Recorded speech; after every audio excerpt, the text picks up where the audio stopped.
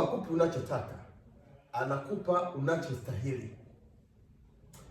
Unachostahili kwa akili yako, kwa maneno yako, kwa matendo yako na kwa maisha yako.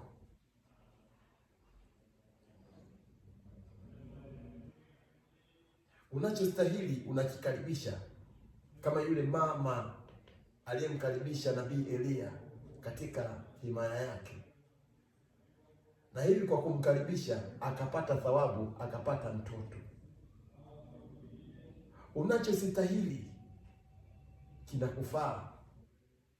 Sasa ili uweze kustahili kile kitu ambacho unaomba Mwenyezi Mungu akupatie, kile kitu ambacho Mwenyezi Mungu atakupatia, sharti upambane na kitu kinachoitwa dhambi.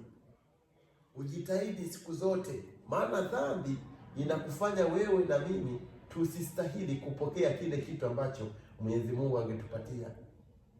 Ndio maana Mtume Paulo anatushawishi leo hii, anatuambia kwa kubatizwa kwetu tumekufa kuhusu dhambi, na kwa kuishi kwetu Kikristo tunaishi katika upya wa uzima. Tunaishi kama watu wanaostahili kupokea hizo baraka za Mungu. Tunaishi kama watu ambao tupo tayari kupata vitu ambavyo Mwenyezi Mungu ametuandalia.